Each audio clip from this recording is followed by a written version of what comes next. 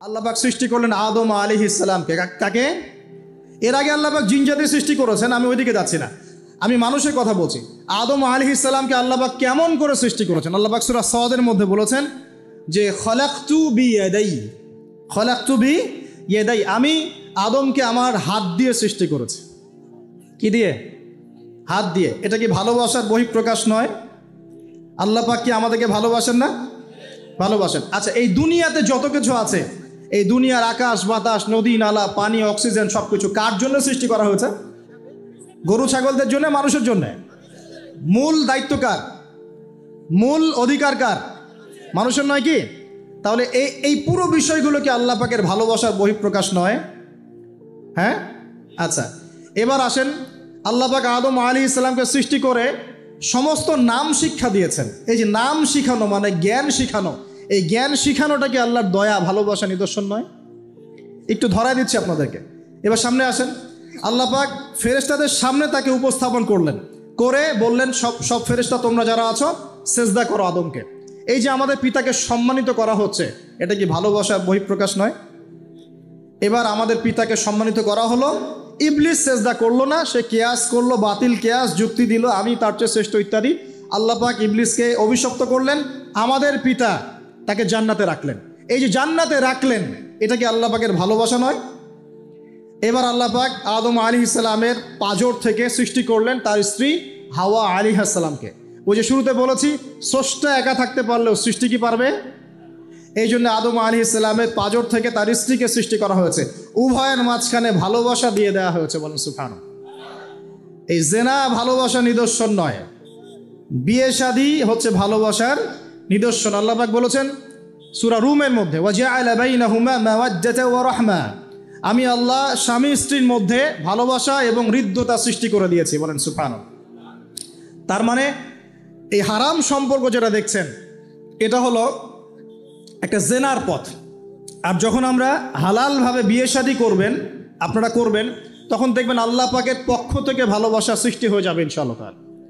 অতএব ওয়াদা করতে পারি তো আল্লাহর কাছে যে নিজের চরিত্রকে পবিত্র রাখবো ইনশাআল্লাহ, হারাম কোনো সম্পর্কে যাব না ইনশাআল্লাহ, কোনো সহি প্রেমেও যাব না ইনশাআল্লাহ।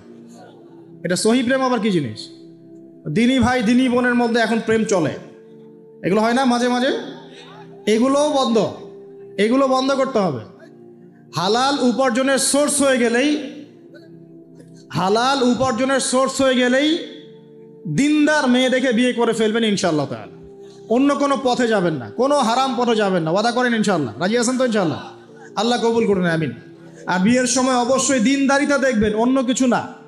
অন্য কিছু পরে, দিনদারিতা আগে। দিনদারিতা আছে, নামাজ পড়ে, পর্দা করে, মাশাআল্লাহ সব দিক ঠিক আছে, তারপরে দেখবেন আপনি অন্য কিছু, তার আগে নয়। কথা ঠিক আছে?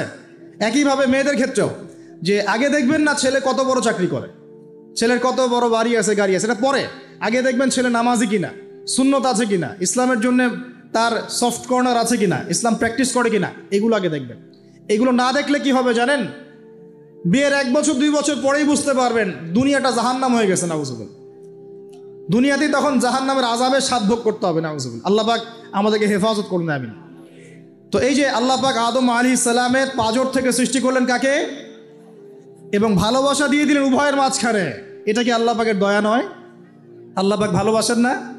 এবার দেখেন, গাছের কাছে যেতে নিষেধ করলেন, আমি কিন্তু শর্ট করে বলছি, গাছের কাছে যেতে নিষেধ করলেন, তোমরা জান্নাতে থাকো, খাও, যা ইচ্ছা করো, কিন্তু ওয়ালা তাকরাবা হাদিহিশ শাজারা, এই গাছের কাছেও যাবে না। একটা পরীক্ষা, জাস্ট একটা পরীক্ষা। এখানে কিন্তু বলা হচ্ছে গাছের কাছেও যাবে না, বলা হচ্ছে না যে গাছের ফল খাবে না। ঠিক যেমন আল্লাহ বলেছেন তোমরা জেনার কাছেও যাবে না। আল্লাহ পাক কিন্তু বলেন নাই জেনা করবে না, আল্লাহ পাক বলেছেন তোমরা জেনার কাছেও যাবে না। তো এখান থেকে আমরা এই হুকুমটার কঠোরতা বুঝতে পারি।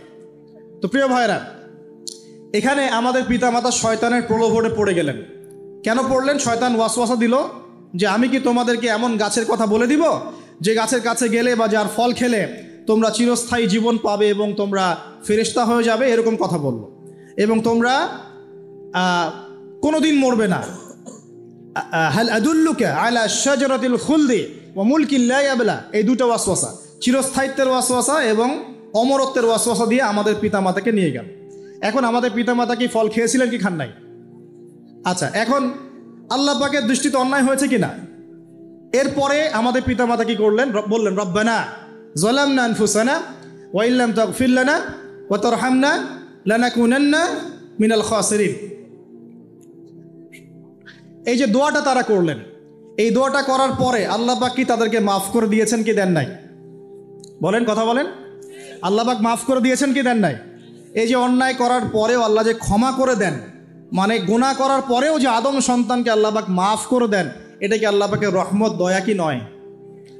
আচ্ছা, এটা আল্লাহ পাকের নিদর্শন ছিল ভালোবাসার। এরপর আল্লাহ পাক দুনিয়াতে পাঠিয়ে দিলেন, কারণ এটা পরীক্ষা।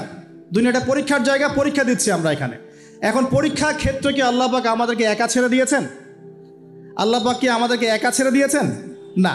আল্লাহ পাক দুনিয়াতে পাঠিয়ে আমাদেরকে গাইডলাইন দিয়েছেন কিনা, কিভাবে চলতে হবে, কি করা যাবে কি করা যাবে না, কিভাবে চলবো কিভাবে চলবো না।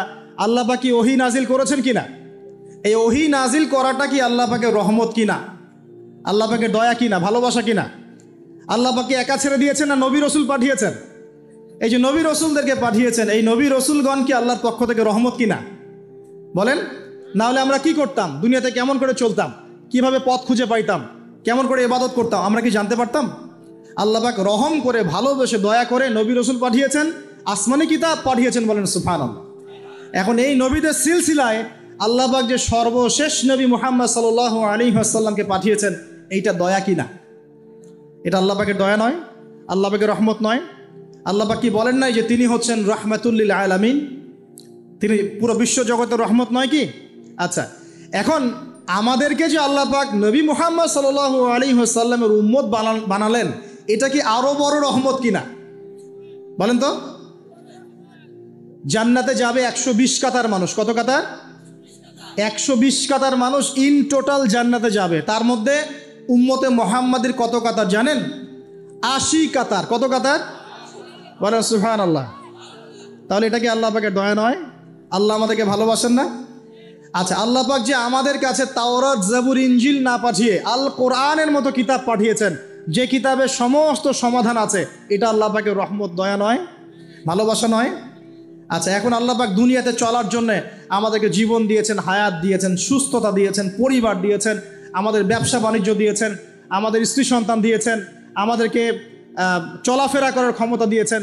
একটা চোখ নষ্ট হয়ে গেলে বুঝতে পারে মানুষ যে কত কষ্ট হচ্ছে, একটা পা না থাকলে বুঝতে পারে কত কষ্ট হচ্ছে। এই করোনার সময় যারা শ্বাস নিতে পারে নাই, তাদের কত কষ্ট হয়েছে। সুস্থ আছি, সুন্দর আছি, পরিবার আছে, আল্লাহ রিজিক দিচ্ছেন, 3 বেলা খাওয়াচ্ছেন, কাপড় দিচ্ছেন, শিক্ষার ব্যবস্থা করছেন, ইবাদত করার সুযোগ দিচ্ছেন, গুনাহ করলেও আবার মাফ করে দিচ্ছেন। এই সব কিছুকে আল্লাহ পাকের ভালোবাসা নয়? এই ভালোবাসাগুলো কি নিঃস্বার্থ ভালোবাসা না স্বার্থ ভিত্তিক ভালোবাসা? এই আল্লাহ পাকের কোনো স্বার্থ আছে? আল্লাহ পাক আমাদের কাছে কিছু চান? রিজিক চান? টাকা পয়সা চান? আল্লাহ পাকের যদি ইবাদত করে আমরা ছেড়ে দেই, আল্লাহর কোনো ক্ষতি হবে? আমরা ইবাদত করে ভাসিয়ে ফেললাম, আল্লাহর কোনো লাভ আছে? আল্লাহ পাকের শক্তি কি আরো বেড়ে যাবে না কমবে? নাকি যেমন আছে তেমনই থাকবে? আল্লাহ রাব্বুল আলামিনের শান শওকত কি আরো বেড়ে যাবে, নাকি আল্লাহ পাকের শান শওকত কমে যাবে? আল্লাহ রাব্বুল আলামিন যেমন, আল্লাহ পাক তেমনই থাকবেন, তাই নয় কি? আল্লাহ পাকের যে বিশাল খাজানা আছে, আমরা যদি ইবাদত করে ভাসিয়ে ফেলি, খাজানা কি বেড়ে যাবে? আমরা যদি সবাই ইবাদত করা ছেড়ে দেই, খাজানা কমে যাবে? আল্লাহ পাকের কোনো স্বার্থ আছে আমাদের ভালোবাসার? কোনো স্বার্থ নাই। তাহলে আল্লাহ পাক এই পুরো বিশ্বজগৎ সৃষ্টি করেছেন নিঃস্বার্থভাবে, তার স্বার্থ ছাড়া। এত অসংখ্য নেয়ামতে আমাদেরকে ভর্তি করে রেখেছেন আমাদের স্বার্থে, তার কোনো স্বার্থ নাই। কোনো স্বার্থ আছে?